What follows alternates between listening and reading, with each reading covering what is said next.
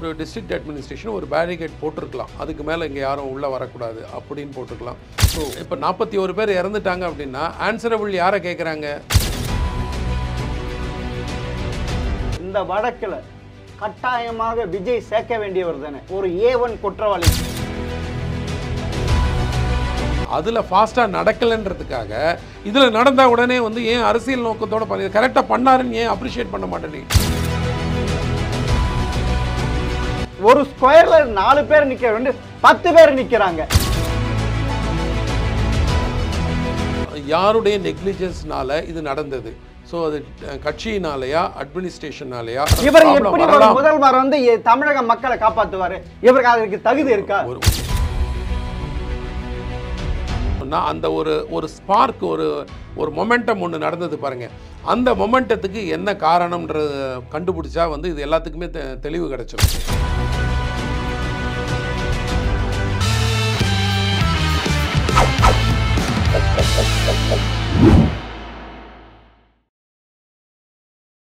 MTV நேயர்களுக்கு வணக்கம். அரசியல் ஆடுகள் பகுதியில் சென்னை உயர்நீதிமன்ற வழக்கறிஞர் சீனிவாசன் அவர்கள் சந்திப்பவர். வணக்கம் சார். வணக்கம் சார். கரூரில் விஜய் பிரச்சாரத்தின் போது 41 பேர் இறந்து போனாங்க. இது சட்டம் எப்படி பார்க்குது? முதல்ல சட்டத்தின் பார்வையில் சொல்கிறதுக்கு முன்னாடி ஒரு மனிதனாக அந்த ஒரு துயரமான சம்பவத்தை நினைக்கும் பொழுது மிகவும் ரொம்ப வருத்தமாக இருக்குது. ஏன்னாக்கா இது வந்து எதிர்பாராத ஒரு சம்பவம் மட்டுமில்லை. எத்தனையோ எதிர்காலத்தை நோக்கி பல கனவுகளோடு இருந்தவர்களுடைய உயிர் வந்து பறிபோனது. அந்த குடும்பம் அதெல்லாம் நினைக்கும் பொழுது ஒரு மனிதனாக ரொம்ப எனக்கு மன வருத்தம் இருக்குது.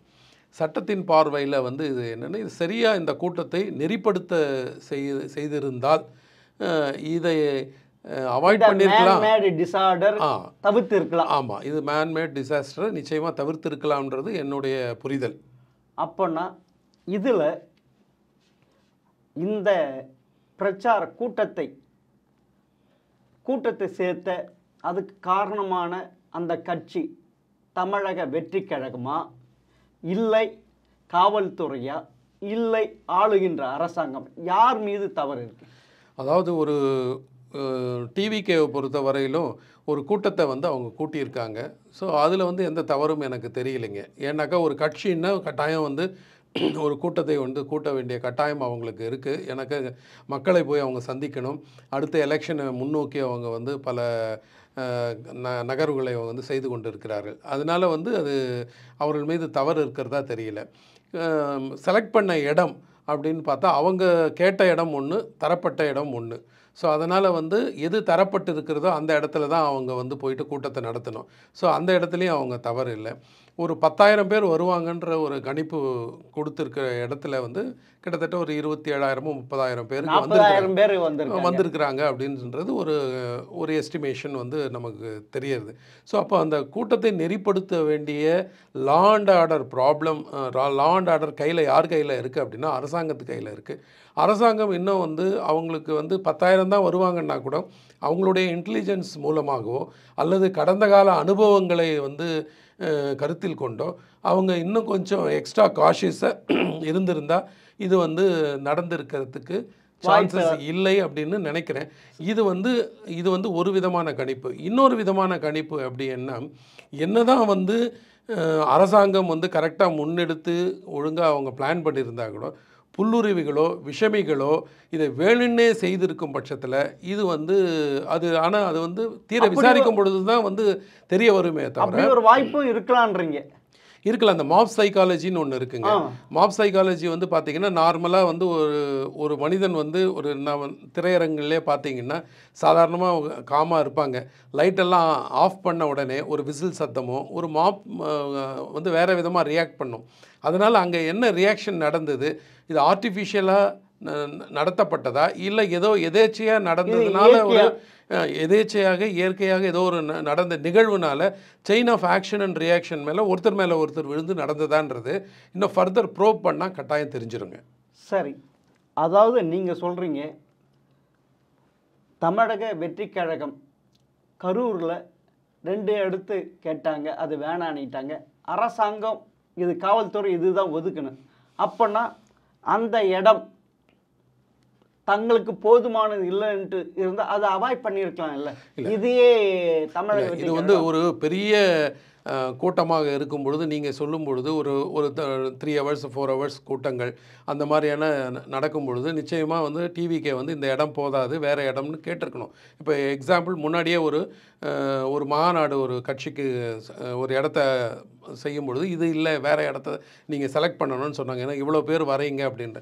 ஸோ அதன் அடிப்படையில் நம்ம பார்க்கும் பொழுது இந்த இடம் வந்து ஒரு 10,000 பேர் தான் இந்த இடத்துல வந்து நிற்க முடியும்னா 10,000 பேருக்கு மேலே வந்து ஒரு டிஸ்ட்ரிக்ட் அட்மினிஸ்ட்ரேஷன் ஒரு பேரிகேட் போட்டிருக்கலாம். அதுக்கு மேலே இங்கே யாரும் உள்ளே வரக்கூடாது அப்படின்னு போட்டிருக்கலாம். இல்லைன்னா இன்னமும் வந்து போலீஸ் பந்தோபஸ்தை இன்னும் அதிகப்படுத்தியிருக்கலாம். இல்லை, நீங்கள் அப்படி ஒரு பேரிகேட் போட்டு தடுத்திருந்தா அது கேட்குற கூட்டமாக தெரியலையே.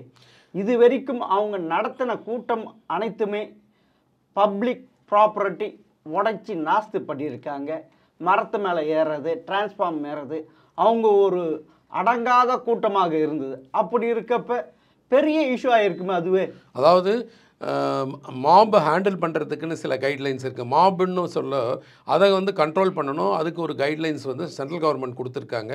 அதே போல் போலீஸ் ட்ரைனிங்லேயும் கட்டாயம் ஒவ்வொரு போலீஸுக்குமே இது எல்லாமே தெரியுங்க, ஒரு மாபுடைய சைக்காலஜி எப்படி இருக்குன்னு. ஸோ நிச்சயமாக ஒரு தடைன்னு வரும் பொழுது அதுக்கு எதிர்வினை கட்டாயம் இருக்கும். இந்த மரத்து மேலே ஏறுறது, டிரான்ஸ்ஃபார்மர் மேலே ஏறுறது, இதெல்லாம் வந்து எந்த கட்சியாக இருந்தாலுமே யாருமே வந்து எந்த பப்ளிக்குமோ இல்லை எந்த கவர்மெண்ட்டுமோ நிச்சயமாக அதை சகிச்சுக்கிட்டு காமாக இருக்க முடியாது. பப்ளிக் ப்ராப்பர்ட்டியை டேமேஜ் பண்ணால் ஏற்கனவே ஒரு அரசியல் கட்சிக்கு அதுபோல் பப்ளிக் ப்ராப்பர்ட்டியை டேமேஜ் பண்ணாங்கன்னு அதுக்கு ஒரு ஃபைனல்லாம் கூட போட்டு காம்பன்சேஷன் பண்ண. அதுபோல் அதெல்லாம் செஞ்ச கட்டாயம் வந்து அதை லீகல் ஆக்ஷன் எடுக்கணும். அதில் மாற்று கருத்து இல்லைங்க.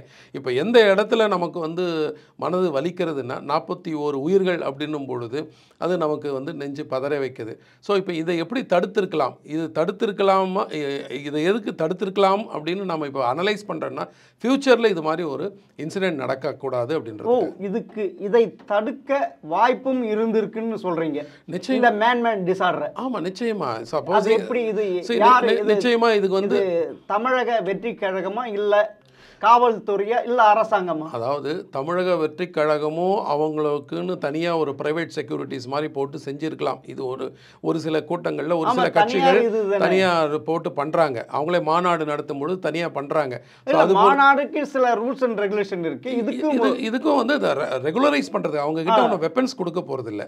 ஸோ ரெகுலரைஸ் பண்ணுறதுக்கு அவங்களுக்கு வந்து அவங்களும் ஒரு ஃபோர்ஸ். இப்போ இது போல் தனக்கு அதிகப்படியான கூட்டங்கள் வருது, மக்களுக்கு எந்த விதமான அசம்பாவிதமும் நடக்கக்கூடாது, மக்களுடைய கருத்தில் கொண்டு அவங்களும் ஒரு பிரைவேட் செக்யூரிட்டி ஃபோர்ஸை யூஸ் பண்ணி ரெகுலரைசேஷன் ஆஃப் தி க்ரௌட் அது பண்ணலாம். கூட்டமாக தெரியலையே. இல்லை, கூட்டம்னா கேட்காது அப்படின்றது வந்து அப்படின்னு விஜயுடைய ரசிகர் கூட்டம் அது அந்த மாதிரி நம்ம பிராண்டிங்கில் அவர் மேலே இருக்கிற ஒரு அபிமானத்தினால அஃபெக்ஷன், அது ஒரு ஃபேனுன்ற ஒரு இதில் வந்து அவரை பார்க்கணுன்றத ஒரு தொண்டனா வரல, ஒரு தொண்டனா விட ஒரு ரசிகர்களா வரல. கட்சிக்காரர்களும் இருந்திருக்காங்க, இல்லைன்னு சொல்ல முடியாது. ரசிகர்கள் அதிகம் வந்ததுதான் பெருங்கூட்டம். ரசிகர்கள் கட்டாயம் ரசிகர்கள். ஏன்னாக்கா அவர் எப்படி திடீர்னு அரசியலுக்கு வந்து உடனே வந்து இந்த லெவலுக்கு அவர் கூட்டம் கூடுதுன்னா ரசிகர்கள் அதிகன்றது அதுவும் இளைஞர்கள் அதிகம்ன்றதுனால அவர் பின்னாடி மக்கள் அவரை பார்க்கணுன்ற ஒரு ஆவல்.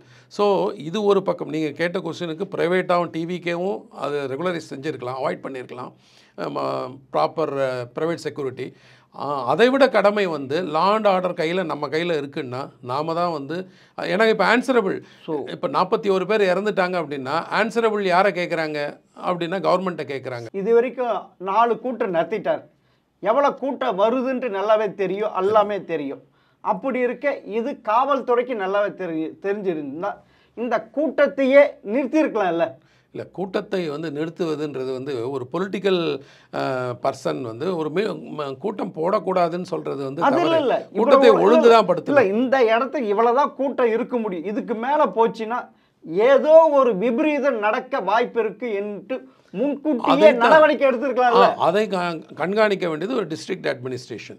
டிஸ்ட்ரிக்ட் அட்மினிஸ்ட்ரேஷன் தான் வந்து அந்த கால்குலேஷன் இன்டெலிஜென்ஸ் அவங்களுக்கு தெரியும். நீங்கள் சொன்னது போல் டிவிகே தலைவர் திரு விஜய் அவர்களுக்கு வந்து நிறைய ரசிகர்கள் மக்கள் ஆமா, வராங்க அனுபவம் இருக்கு. இருக்காங்க, முன்னாடி வருகிறார்கள் என்ற காரணத்தினால இங்கேயும் 10,000 பேர் இவங்க சொல்லியே 10,000னா அதை விட அதிகமாக வருவதற்கு சாத்தியக்கூறுகள் அதிகம்னு சொல்லிட்டு இவங்க வந்து அதை வந்து தடை பண்ணி தடை இந்த சென்ஸ் பேரிகேட் அமைச்சு கூட்டத்தை ரெகுலரைஸ் ஒழுங்குபடுத்தி இருக்கலாம். சரி சார். இல்லையா அதையே 2 இடமா கூட அவங்க ஸ்ப்ளிட் பண்ணி ஒரு வாய்ப்பு கொடுத்துருக்கலாம். இல்லை, நீங்கள் ஒரு பக்கம் அரசு மேலே குற்றச்சாட்டு இருக்குது, காவல்துறை மேலே குற்றச்சாட்டு, இன்னொரு பக்கம் இதே விஜய் மேலேயும் தவறு குற்றம் இருக்குதுல்ல. 12 மணிக்கு வர வேண்டியவர் 7 மணிக்கு வராரு. அப்போன்னா இவ்வளோ காத்திருப்பு கூட்டம் சேர்ந்துட்டே தான் இருக்குது இல்லை. அப்போன்னா இவரும் ஒரு குற்றவாளி தானே, விஜயும் ஒரு குற்றவாளி தானே. அது குற்றம்ன்றது அதுக்கு தான் நான் வந்து இல்ல 41 உயிர் போயிருக்கு. அப்பனா 41 உயிர் போனது வந்து சார் அதுல லேசான 10 விஷயங்கள் குழந்தைகள், இல்லை. 10 குழந்தைகள், குழந்தைகள், பெண்கள், அது முதியோர்கள், 41 உயிர்களுமே வந்து குழந்தைகள், முதியவர்கள், பெண்கள், ஆண்கள் எல்லாமே வந்து நம்ம அந்த உயிருக்கு வந்து இவ்வளவுதான்றது விலை சொல்ல முடியாது. இந்தியாவில் இதே மாதிரி நடந்ததே இல்லை. இல்ல இது மாதிரி இது வரைக்கும் நடந்தது இல்லை, சரித்திரமே இல்லை, எந்த இதுவுமே இல்லை. இதே ஒரு கூட்டத்தில் ஷாருக் கானுடைய அது வேற, அது ஃபேன்ஸ், இது அரசியல் கூட்டம், அரசியல் கூட்டம்னு பிரச்சார கூட்டம். அரசியல் கூட்டம்னா இது மாதிரி சில நிகழ்வுகள் நடந்திருந்தாலும் இந்த அரசியல் கூட்டத்தில் இது மாதிரி ஒரு ஸ்டாம்பீடு இது வந்து முதல் சரி நடந்து போச்சு. 41 பேர் செத்து போயிட்டாங்க. ஆனால் காவல்துறை போட்டிருக்க எஃப்ஐஆர்ல அந்த மாவட்டத்தினுடைய செயலாளர் யாரோ அவரை அரெஸ்ட் பண்ணியிருக்காங்க. கட்சியினுடைய பொதுச் செயலாளர் அவரை அரெஸ்ட் ஒரு நிர்வாக செயலரையும் இது பண்ணியிருக்க. அப்படி இருக்கிறப்ப அவங்க 2 பேரையும் அரெஸ்ட் பண்ணிட்டாங்க. நீதிமன்றத்துக்கு போகும்போது அவர் சொல்கிறாரு, நீதிபதி சொல்கிறாரு, ஒரு டாப் லீடர் விஜய், அப்படி இருக்கிறப்ப கூட்டம் அதிகமாக தானே இருக்கும், நீங்கள் தப்பு செஞ்சிருக்க, அதனால் உங்களுக்கு பெயில் தர மாட்டேன், இத்தனால காவல் சிறையில் அடையுன்னு சொல்லியிருக்காரு. இல்லை அதுக்கு நான் பதில் என்ன அப்படின்னு சொல்லி அது எப்படி இல்லை இப்போ வந்து அவர்கள் மீது அவருடைய கண்ணுக்கு, அந்த நீதிபதியின் கண்ணுக்கு காவல்துறைய தவறு தெரியலையா? இல்லை அதை தான் நான் சொல்ல வரேன். இப்போ வந்து முதல் தகவல் அறிக்கை தான் வந்து பதிவு செய்யப்பட்டது. ஆமாம், முதல் தகவல் அறிக்கை வந்து இறுதி அறிக்கை கிடையாது. ஆனால் ஒரு முதல் தகவல் அறிக்கை தான் அந்த வழக்கினுடைய முக்கிய இதுவே. இல்லை அது ஆரம்பம். இறுதி தகவல், இறுதி அறிக்கைன்னு சொல்கிற, ஃபைனல் ரிப்போர்ட்டுன்னு சொல்கிற, சார்ஜ் ஷீட்டுன்னு சொல்கிற அந்த விஷயத்தின்படி தான் வந்து கடைசியாக நம்ம அதை எடுத்துக்க முடியும். இப்போதைக்கு வந்து முதல் அந்த கூட்டத்தை கூட்டினார்கள் என்ற காரணத்தினால அவர்கள் மீது ஒரு எஃப்ஐஆர் பதிவு செய்யப்பட்டிருக்கிறது. இப்போ பின்னாடி வந்து கருத்தில் கொள்ள வேண்டியது என்னன்னா, இவங்க சரியான நடவடிக்கைகள் எடுத்தார்களா, அண்டு அதுக்கப்புறம் வந்து டிஸ்ட்ரிக்ட் அட்மினிஸ்ட்ரேஷனும் அவங்களுடைய நெக்லிஜென்ஸ் ஏதாவது இருக்கா, இதெல்லாம் இப்போ 1 மேன் கமிஷன் வேறு போட்டிருக்கிறதுனால இவங்க அதெல்லாம் ஆராய போகிறாங்க.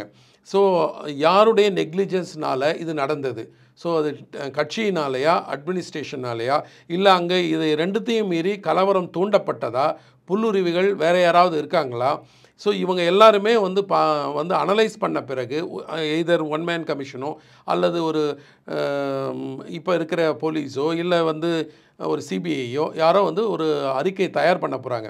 அப்போனா இப்போ வந்து நாங்கள் 10,000 பேர் தான் வருவான்னு சொல்லுகின்ற தமிழக வெற்றி கழகம் கேட்ட அந்த இதுக்கும் காவல்துறை அவ்வளோதான் வருவோம் அந்த இடத்துல இது அவ்வளோதான் தாங்குன்ட்டு இவங்க 2 பேருமே குற்றவாளிகள் தானே?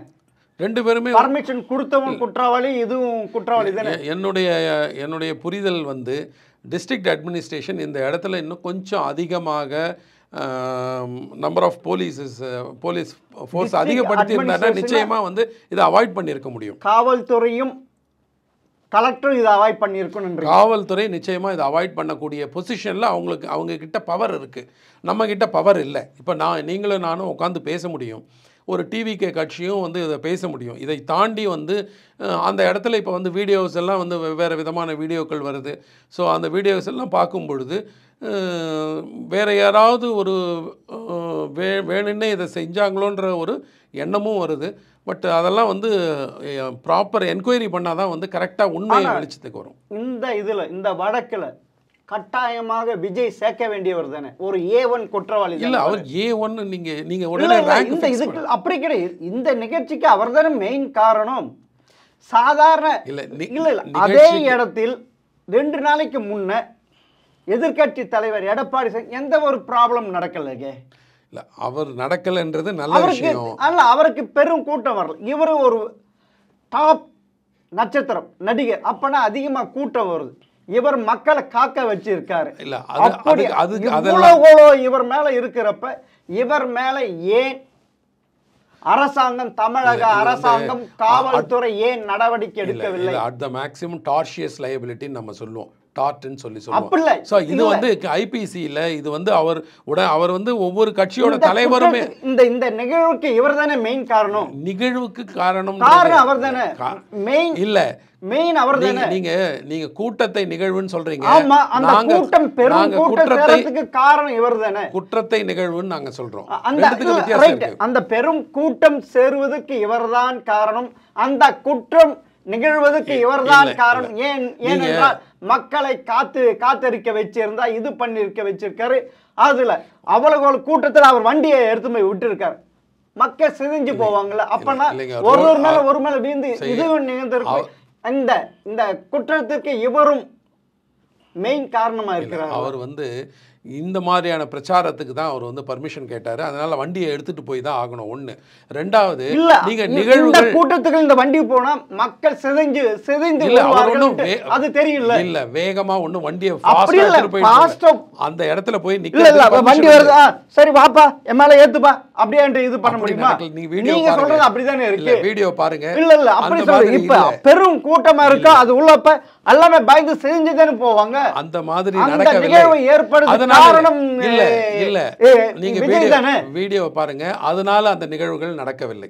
நல்லாவே உங்களுக்கு நீங்களே வீடியோ பார்த்திருக்கீங்க. வீடியோ எடுத்துட்டு வந்து வேகமா நிறுத்தினாரு. உடனே சிதைஞ்சு வரப்ப இன்னும் பெரும் கூட்டம் பின்னாடி வருது. இந்த கூட்டம் அலை மோதுது. இதனால இந்த மேன் டிசார்டர் காரணமே விஜய் தானே. இல்ல நீங்க வீடியோ பார்த்துட்டு பேசுங்க. வீடியோ பார்த்துட்டு தான் பேசுங்க. வீடியோல நீங்க இப்படி ஒரு வழக்கறிஞர் இப்படி ஒரு நியாயமாக பேசுங்க. அதனால நியாயமா பேசுறேன். நீங்க வந்து அந்த வாகனம் ஏதோ ஒரு வேகமா வந்து நின்னுது. உடனே வந்து தலை தெரிச்சு எல்லாரும் ஓடுறாங்க.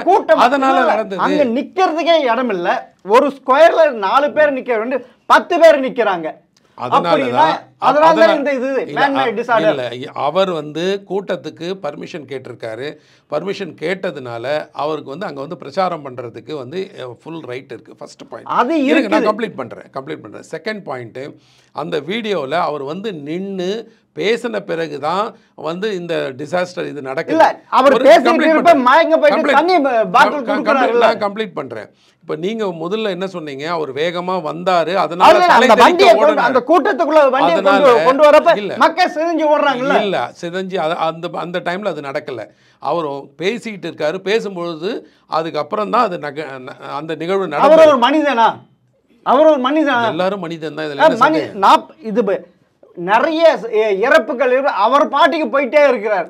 அந்த இடத்துல நின்று மக்களை பார்க்க உன்னுடைய ரசிகர், உன்னுடைய கட்சிக்காரன், அப்படி இருக்க ஒரு நல்ல தலைவருக்கு கட்சி நீங்க வந்து சமுதாயத்தை சேர்க்க போறீங்களா? நீங்க முதல்வரா இருந்து என்ன ஆக போகுது? இதுவே நீ அடிச்சுட்டு ஓடி போட்ட இது 41 நமக்கு அவர் அங்க இருந்த வேற என்ன லா அண்ட் ஆர்டர் ப்ராப்ளம் வரும்னு தெரியாது. ஏன்னா மாப் சைக்காலஜி என்ன எப்படி திரும்பி இருக்குன்னு தெரியாது. அப்படி கிடையாது. ஒரு அரசியல் தலைவர் அதெல்லாம் ஃபேஸ் பண்ணி தான் ஆகணும். அதுக்கு தகுதி இல்லாம ஓடிப்போ. அதாவது அவர் வந்து ஃபேஸ் பண்ணலன்றது வந்து அவர் மனதில் என்ன இருந்ததுன்றது நான் இந்த இடத்துல உட்காந்து சொல்ல முடியாது. அவர் வந்து ஒருவேளை அந்த இடத்துல இருந்தால் பெரும் வேற ஏதாவது ஒரு நிகழ்வுகள் நடக்கலாமோ அப்படின்றதுக்காக கூட அவர் வந்து உயிரை காப்பாத்தி ஓட்டாரு. உயிரை காப்பாத்திக்கிறதுக்குன்ற அந்த ஆங்கிள் இதெல்லாம் பாக்குற போது சட்டத்தில் இது அது உங்களுடைய இன்டர்பிரேஷன். இது வழக்கு இதெல்லாம் சொல்லுவாங்கல்ல, வழக்குல இதெல்லாம் வரும்ல. உங்களுடைய புரிதல் அது காரணமா இருக்குன்றது என்னுடைய புரிதல். வந்து அவர் பயந்துகிட்டு ஓடினாரோ இல்லை வந்து வேற எங்கேயாவது அந்த ஆங்கிளில் நான் நினைக்கல. நான் என் மைண்டில் என்ன பட்டதுன்னா, அவருக்கு கொடுத்துக்க அந்த சிச்சுவேஷனில் கொடுக்கப்பட்ட இன்ஸ்ட்ரக்ஷன்னா மறுபடியும் லா அண்ட் ஆர்டர். இவர் எப்படி முதல்வர் வந்து தமிழக மக்களை காப்பாற்றுவார்? இவருக்கு அதுக்கு தகுதி இருக்கா? சட்டத்தின் முன்னால இல்லை, சட்டத்தின் முன்னாடி வந்து அவர் வந்து இப்போ நீங்கள் குற்றவாளின்ற ஆங்கிள்லேயே தீர்ப்பே வழங்கிட்ட மாதிரி நீங்கள் பேசுகிறீங்க. அப்படி பேசல. இருக்கிற அந்த நடந்த இதெல்லாம் வச்சு பார்க்குறேன். அதே முதல்வர் பாரு நைட்டோட நைட்டு அந்த இடத்துல ஓடி வரார். அவர் வந்தது வந்து எந்த விதத்துலேயும் வந்து நம்ம வந்து குறைத்து மதிப்பிடவே முடியாது. ஒரு முதல்வராக அவருடைய டியூட்டியை வந்து அவர் செய்கிறார். ஸோ அவர் வந்து வேகமாக வந்தார். டெப்டி சிஎம் வந்தாங்க, மற்ற மினிஸ்டர்ஸ் வந்தாங்க. அதிலெல்லாம் வந்து எந்த குறையும் இல்லை. ஸோ இந்த எந்த இடத்துல பாயிண்ட் எங்கே அப்படின்னு சொன்னால் அந்த ஒரு ஸ்பார்க் ஒரு மொமெண்டம் ஒன்று நடந்தது பாருங்கள். அந்த மொமெண்டத்துக்கு என்ன காரணம்ன்றது கண்டுபிடிச்சா வந்து இது எல்லாத்துக்குமே தெளிவு கிடச்சிரும். சரி, இன்னொன்று இவ்வளோ பெரிய நடந்திருப்ப அங்கேருந்து சென்னையிலேருந்து முதல்வர் கரூருக்கு வராரு. பார்த்துட்டு 3 மணிக்கு அதுக்குள்ளே இது இறந்தவர்களுக்கு 10 லட்சம் ரூபாய், அதுக்குள்ளே 1 நபர் கமிஷன் அமைக்க அவ்வளோ ஃபாஸ்ட்டாக. அது ஒன்று. நைட்டில் போஸ்ட்மார்ட்டம் நடக்குது. அது செய்கிறது தப்பு தானே? இந்த 3ம் பார்க்குறப்ப ஆளுகின்ற அரசாங்கம் மேலே ஏதோ தப்பு மாதிரி நடக்குது தெரியுது இல்லை. எப்படி பார்க்குறீங்க? ஒரு அரசு வந்து வேகமாக செயல்பட்டாலும் அதுக்கு வந்து ஒரு காரணத்தை கற்பிக்க முடியாது. ரைட், அதெல்லாம் ரைட். நான் உடனே வந்து அதுக்கு வேற ஏதாவது ஒரு இன்சிடென்ட்டை கம்பேர் பண்ணி அதுக்கு ஏன் செய்யலைன்னு அப்படி சொல்லக்கூடாது. இந்த அரசு இந்த இடத்துல கரெக்டாக செஞ்சாங்களா இல்லையா? கரெக்டாக செஞ்சிருக்காங்க. இதுல என்ன தவறு? எல்லாத்துக்குமே உள்ள அர்த்தத்தை நாம பார்த்தோம்னா சட்ட ரீதியா நான் கேட்குறேன். சட்ட ரீதியா தவறு இல்லைங்க. இல்ல ஒரு அனௌன்ஸ் பண்றது நைட்ல செய்யலாமா? செய்யக்கூடாது. இல்ல நார்மலா 6 மணிக்கு முன்னாடி செய்யறது இல்ல, 6 மணிக்கு அப்புறம் செய்யறது இல்லைங்க. பட் இன் கேஸ் வந்து எக்ஸ்ட்ராடினரி சாதாரண இதுவா இருந்தா பரவாயில்ல. சாதாரண ஏதோ இயற்கை ஏதோ ஒரு சந்தேக இதுல வந்து நீ இது பண்ணலாம். ஆனா இது ஒரு கான்ஸ்பிரன்சி, இது ஒரு மேன் டிசார்டர் நடந்திருக்கு. அப்படி இருக்கப்ப நைட்ல அந்த போஸ்ட்மார்ட்டம் செஞ்சது சரியா? அதாவது என்னுடைய புரிதல் வந்து எல்லாமே ஸ்டாம்பீட்னால, சஃபகேஷன்னால, இல்லைன்னா ஒருத்தர் மேலே ஒருத்தர் விழுந்ததுனால, ஸோ அது வந்து இறந்திருக்கிறதுக்கு சான்சஸ் அதுதான் இருக்குன்றது என்னுடைய புரிதல் அந்த வீடியோவை பார்க்கும் பொழுது. ஸோ இதில் போஸ்ட்மார்ட்டம் பண்ணிவிட்டு அதில் வந்து டிஃப்ரெண்ட்டாக 6 மணிக்கு அப்புறம்னா வேறு மாதிரி வரும், 6 மணிக்கு முன்னாடினா வேறு மாதிரி. நார்மலாக முன்னாடி ஏன் அதெல்லாம் வைத்திருந்தாங்கன்னா இந்த 6 மணிக்கு மேலே ப்ராப்பர் லைட்டிங் இருக்காது, ப்ராப்பராக அதை வந்து அனலைஸ் பண்ண முடியாது அப்படின்னு வச்சுருந்தாங்க. இப்போ எல்லாம் நல்ல கேட்ஜெட்ஸ் வந்தாச்சு. ஆனாலும் இப்போ ஸ்டில் அந்த ரூல் இஸ் ப்ரிவைலிங். இல்லை, அவ்வளோ ஃபாஸ்ட்டாக இறந்தவர்களுக்கு 10 லட்சம் ரூபாய் ஒரு நபர் கமிஷன் அமைச்சு ஏதோ ஒரு இது அது இடம் வந்து எனக்கு தவிர இல்லை. அதை வந்து நான் வந்து ஃபாஸ்ட்டாக அவர் ஆக்ட் பண்ணாருன்னு தான் பார்க்கணே தவிர அதுக்கு எதுக்கு அரசியலாக என்னால் அதை பார்க்க முடியல. அரசியல் இல்லை, அரசியல் நோக்கத்தோட ஒரு சீஃப் மினிஸ்டர் ஒரு சீஃப் வந்து நீதிமன்றத்தில் இது கேட்பாங்க. இல்லை, அது ஏன் பண்ணக்கூடாதுன்னு எங்கேயாவது ரூல் இருக்கா? 12 மணி நேரம் பொறுத்து தான் 24 எப்படின்னு ஏதாவது இருக்கா? அப்படியெல்லாம் ஒன்றும் இல்லை. ஒரு அவர் வந்து நான் வந்து முதலமைச்சரை வந்து அரசியல்வாதியை இந்த விஷயத்தில் நான் பார்க்கல. அவர் முதலமைச்சராக பார்க்க எப்படி வந்து லா அண்ட் ஆர்டர் காப்பாற்றுறதுக்கு எப்படி வந்து லா அண்ட் ஆர்டர் அவர் கையில் இருக்குது, எப்படி டிஸ்ட்ரிக்ட் அட்மினிஸ்ட்ரேஷன் அவர் தான் வந்து கைட்லைன் பண்ணணும் அப்படிலாம் நாம் அவருக்கு சொல்லும் பொழுது அதே அடிப்படையில் ஒரு முதல்வராக 41 பேர் இறந்துட்டாங்க. தனி மனிதனாக நம்ம தனியாக இருக்கு. அதே இது அதுதான் நான் சொல்றேன். ஸோ அதில் ஃபாஸ்ட் இல்லை இல்லையே, அதைத்தான் நான் சொல்றேன். அதுல ஃபாஸ்டா நடக்கலன்றதுக்காக இதுல நடந்தா உடனே வந்து ஏன் அரசியல் நோக்கத்தோட பண்ணி கரெக்டா பண்ணாருன்னு ஏன் அப்ரிஷியேட் பண்ண மாட்டேனீங்க? அப்ப அதே மாதிரி தான் பண்ணணும்ன்றீங்களா? ரெண்டுத்தையும் வச்சு பாப்பாங்கல்ல. அதுதான் பார்க்கறேன். எல்லாத்தையும் அரசியல் நோக்கத்தோட பார்க்க. அவர் மேல குற்றம் இருக்கு, இது வேற ஒருத்தர் மேல குற்றம் இருக்கறனாலயா? அரசியல் நோக்கத்தோட இதுல அவர் கரெக்டா ஆக்ட் பண்ணிருக்காரா இல்லையா? அந்த ஒரு நபர் கமிஷன் கொடுக்கிற அறிக்கையில நடவடிக்கை எடுக்க முடியுமா? இவர் தான் குற்றவாளின்ட்டு அரசு செய்ய முடியுமா? அது ஒரு பம்மாத்து வேலை தானே. இல்லை, அது வந்து அரசாங்கத்துடைய இப்போ நீங்கள் இதுவரையிலும் வந்து கமிஷன் வந்து அவங்க வந்து தன்னிச்சையாக செயல்பட முடியும். ஆனால் அந்த அறிக்கையை எடுத்துகிட்டு போயிட்டு கொடுக்கும் பொழுது அரசாங்கம் நடவடிக்கை அப்போ வந்து இது பம்மாத்து வேலையா இல்லை அரசாங்கம் ஒருவேளை வந்து செய்யலைன்னா வந்து அதுவான்றது அது பின்னாடி தான் தெரியும். இன்னைய தேதியில் ஒரு சட்ட பிரகாரம் இதுலயும் ஒரு ஏதோ ஒன்று இருக்கு. இது நடுநிலையோடு வராதுன்ட்டு ஒரு கண்ட்ரோல். இது பொதுமக்களுக்கு எல்லாருமே அரசாங்கத்தில் ஒரு மெம்பரா இருக்கிறார். இவர் எப்படி நடுநிலையாத்தார்? ஆளுகின்ற அரசுக்கு தானே நடுநிலையத்தை அவங்களுக்கு ஆதரவா. இப்போ சப்போஸ் வந்து ஒரு எம்ப்ளாயி அழைச்சிட்டு போயிட்டு நீங்க வைக்கும் பொழுது அந்த ரியாக்ஷன் அந்த கேள்விகள்லாம் நீங்க கேட்கலாம். ஆனால் இவங்க வந்து இப்போ இருக்கிறது 1 நபர் கமிஷன்றது ஒரு ரிட்டையர்ட் ஜட்ஜு. அவங்கள வந்து அந்த இடத்துல நம்ம வந்து வைக்கும்பொழுது ஒரு ஜட்ஜாக தான் பார்க்கணுமே தவிர அவங்களுக்கு ஃபுல் அதிகாரம் இருக்குது. யாரை வேணாலும் சம்மன் பண்ணி என்கொயர் பண்ணலாம். சரி, இல்லை, இதை எதிர்த்து தமிழக வெற்றி கழகம் இப்போ உயர்நீதிமன்றத்துக்கு போயிருக்கு. நாளைக்கு அப்படின்னா இதுக்கு இப்போ சிபிஐக்கு கொடுத்துட்டா இந்த ஒரு நபர் கமிஷன் ஆக்ஷனில் இருப்பாங்களா இல்லைப்பனா அது இது வந்து ஸ்டேட் கவர்மெண்ட்டுடைய ப்ரோப். ஸோ அதனால் வந்து இது பாட்டு இது தனியாக இருக்கலாம். அது வந்து அவங்க வந்து ஃபர்தர் ஏன்னாக்கா அதையும் இன்வெஸ்டிகேஷன் எது one number number commission stay கேட்கலாம் கேட்குறாங்களா இல்லையன்றது எனக்கு தெரியல. பட் அதை விட அவங்களுடைய இன்டென்ஷன் டிவிக்கோட இன்டென்ஷன் சிபிஐக்கு மாற்றம் செய்யணும். ஆமா இல்ல ஒன் நம்பர் கமிஷன் எங்களுக்கு இது இல்ல இல்ல இல்ல ஒன் நபர் கமிஷன் வந்து எங்களுக்கு நம்பிக்கை இல்லைன்றாங்க. சார்ஜ் ஷீட்டுக்கோ ஒன் நபர் கமிஷன் இப்போ கிடையாதுங்க. ஸோ ப்ரோப் தான் இப்போ தேவை. ப்ரோப் வந்து ஸ்டேட் கவர்மெண்ட்டும் அவங்க ப்ரோப் பண்ணுறாங்க பண்ணல, அது வந்து கோர்ட் வந்து டிசைட் பண்ண போகிறது. இவங்க டிவிக்கே கேட்குறது சிபிஐக்கு மாற்றம் சொல்லி, சிபிஐக்கு மாற்றம் செய்யும் பட்சத்தில் ஒன் நம்பர் கமிஷன்னா சிபிஐன்னு பார்த்தா சிபிஐயோட வெர்டிக்ட் வந்து எடுத்துப்பாங்க. சார் இதில் ஒன் நம்பர் கமிஷன் எடுக்கிறது பவர் அவங்க கொடுக்குற அறிக்கை பவரா இல்லைப்பனா சிபிஐ எடுக்கப்படுற நடவடிக்கை எது பவர் அதிகம்? சிபிஐ வந்து எஃப்ஐஆர் போட்டு ஒரு ஃபைனல் ரிப்போர்ட் கொடுக்க முடியும். சிபிஐ ஒன் நம்பர் கமிஷன்றது கவர்மெண்ட்டுக்கு ரெக்கமெண்டேஷன்ஸ் தான் கொடுக்க முடியும். கவர்மெண்ட் தான் அதுக்கப்புறம் ஃபர்தராக ஆக்ட் பண்ண முடியும். ஸோ அதனால் வந்து சிபிஐக்கு நிச்சயமாக வந்து சார் இப்படி ஒரு இன்சிடென்ட் நடந்திருக்கு, நீதிமன்றம் கண்மூடி இருந்திருக்கு, தானாக வந்து இந்த வழக்கை எடுத்திருக்காங்கல்ல, எத்தனையோ பல வழக்குகள் இது நாட்டிலேயே பார்க்க முடியாத முதல் இது ஏன் நீதிமன்றம் இப்படி போயிட்டு இல்லை? நீதிமன்றத்தின் மேலே எனக்கு எதுவும் தவறு அவங்க எதுவும் தவறு இருக்கிற மாதிரி எதுவும் எனக்கு தெரியல. இல்லை சூமோட்டோ கேஸ் எடுத்து என்ன பண்ண போகிறாங்க, இன்வெஸ்டிகேஷனுக்கு பண்ண போகிறாங்க. அதுக்கு முன்னாடியே கோர்ட்டில் வந்து ரீச் ஆயிருச்சு பெட்டிஷன், ஃபஸ்ட்டு பாயிண்ட்டு. செகண்ட் வந்து எஃப்ஐஆர் வந்து அதுவும் பதிவாயிருச்சு. சப்போஸ் எஃப்ஐஆரும் பதிவு பண்ணலை, வேறு எந்த மனுவும் கோர்ட்டு உள்ளே வரல அப்படின்னும் போது நீங்கள் சொல்கிறது வந்து ஏன் சூமோட்டோ எடுக்கலைன்னு. சூமோட்டோவை எடுக்க வேண்டிய சூழ்நிலைக்கு முன்னாடியே ஒரு பெட்டிஷன் உள்ளே வந்தாச்சு. அப்போ அந்த பெட்டிஷனை பேஸ் பண்ணி அவங்க ஃபர்தர் என்கொயரி வந்து நிச்சயமாக நடத்த போகிறாங்க. எப்பயுமே கமிஷன் பொதுவாக இது தள்ளிட்டு போகிறதுக்கு தான் வைப்பாங்களே தவிர வேற எதுக்கும் பெருசாக ஒன்று இல்லை. அதே தான் இப்போ எஃப்ஐஆரும் ஒன்று இருக்குது. சப்போஸிங் வந்து ஒன் நம்பர் கமிஷன் மூலமாக வந்து சப்போஸிங் வந்து இங்கே எஃப்ஐஆர் ஆல்ரெடி இருக்குது. எஃப்ஐஆரை பேஸ் பண்ணி போலீஸ் கேன் ஃபர்தர் இன்வெஸ்டிகேட். ஒரு நபர் கமிஷனுடைய அறிக்கைக்காக வெயிட் பண்ணி தான் பண்ணணும்னு அவசியம் இல்லைங்க. சப்போஸிங் நாளைக்கு சிபிஐக்கு மாற்றினாங்கன்னா சிபிஐ தனி ப்ரோப் செய்து அவங்க வந்து இறுதி அறிக்கையை கொண்டு வரலாம்.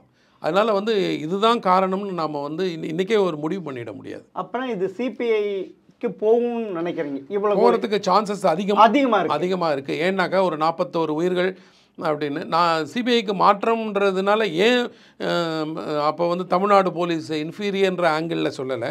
ஏன்னாக்கா சில இப்போ மக்கள் பொதுமக்கள் வந்து ஸ்டேட் கவர்மெண்ட்டும் சில legal steps protocols and bandobast எல்லாம் ப்ராப்பராக செய்து இருந்தால் இந்த அசம்பாவியம் நடந்திருக்காதுன்ற ஒரு புரிதல் ஒரு அபிப்பிராயம் இருக்கிறதுனால ஸோ இது சிபிஐக்கு மாற்றும் பொழுது 2 இடத்துலையும் அவங்க வந்து ப்ரூவ் பண்ண முடியும்.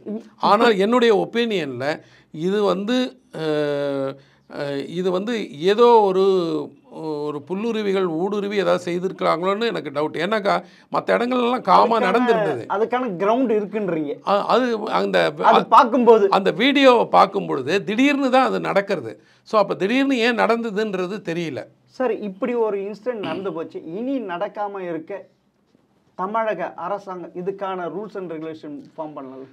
ரூல்ஸ் அண்ட் ரெகுலேஷன்ஸ் எனக்கு என்னவோ இது புதுசாக இதை ஃபார்ம் பண்ணி தான் இதை வந்து கொண்டு அப்போ இவ்வளோ வருஷங்களாக நம்ம ரூல்ஸ் இல்லாமல் நம்ம வந்து இதை ஃபாலோ அப்படியே இந்த கூட்டங்கள் நடக்கலை.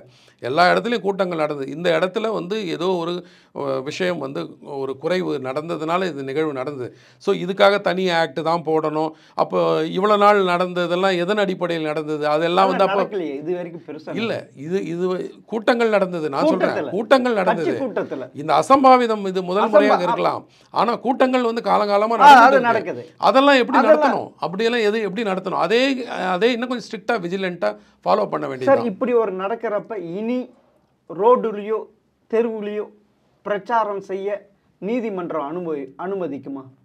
மேபி நீதிமன்றங்கள் இனிமேல் வந்து இன்னும் கொஞ்சம் ஒரு ஸ்ட்ரிக்டாக அதை பார்ப்பாங்கன்னு நினைக்கிறேன். ஆனால் அனுமதிக்கவே மாட்டாங்கன்னு நான் சொல்ல முடியாது. காரணம் என்னென்னா அது ஒரு ஜனநாயகத்துடைய உரிமை. ஒரு கட்சின்னு ஒரு பொலிட்டிக்கல் பார்ட்டி வந்து பிரச்சாரம் செய்தாகணும். அவங்களுடைய ப்ளஸ் அண்ட் மைனஸு எதிராளியோட ப்ளஸ் அண்ட் மைனஸை மக்களிடம் எடுத்து போய் சேர்க்க வேண்டிய கடமை, ஜனநாயக கடமை அவங்க கிட்ட இருக்குது. அதனால் வந்து அது இந்த சின்ன விஷயத்துக்காக வந்து அது டோட்டலாக பிரச்சாரத்தையே தடை பண்ணுறது வந்து ஜனநாயக வயலேஷன். அது வந்து ஃபண்டமெண்டல் வயலேஷன் ஆகிடுது. இப்போ வந்து மதியழகன், நிர்மல் குமார், புசி. புசி ஆனந்த், ஆதவ அர்ஜுனா. இந்த ஆதவ அர்ஜுனா இந்த ஜென் இசட்டை தூண்டி விட்டு பெரும் கலவரமாக மாற்ற முயன்றார். தன் ட்விட்டர் பக்கத்தில் எப்படி நேபாளில் நடந்ததோ, எப்படி ஸ்ரீலங்காவில் நடந்ததோ அதே மாதிரி அப்படி ஒரு பெரிய இந்திய இறையாண்மைக்கு எதிராக ட்வீட் போட்டிருக்காரு. அப்போனா அவரையும் அரெஸ்ட் பண்ணி தேவை. இந்த கட்சி இந்த விஷயத்துக்காக எனக்கு தெரியலைங்க, நான் அதை பார்க்கல, என்னால் அது அபிப்பிராயம் சொல்ல முடியல. ஆனால் என்னுடைய புரிதல் என்னென்னா, அவர் அந்த கட்சியில் இருக்கும் பொழுது இது மாதிரி ஒரு செயல்பாடுகள் நடந்தால் அது கட்சிக்கு தான் பாதிப்பு. அதனால அவர் செய்திருப்பாரான்றது எனக்கு தெரியல. போட்டிருக்கா, அதை டெலீட் பண்ணிட்டா அந்த இது எனக்கு என்னுடைய நாலேஜுக்கு வரல. சரி, இது இறுதியாக இதில் விஜய் கைது செய்வதற்கான வாய்ப்பு இருக்குதா? கூண்டில் ஏறி சிறை தண்டனை பெறுவதற்கு வாய்ப்பு இருக்கா? தனிப்பட்ட, அதாவது விஜய்ன்ற ஒரு ஒரு அந்த நபரை வரலாம் கருத்துக்கள் கொண்டு பார்த்தா அவர் இப்போதைக்கு குற்றம் செய்த மாதிரி நான் பார்க்கலைங்க. என்னுடைய புரிதல் சட்டத்தின் அடிப்படையில் சொல்கிறேன்.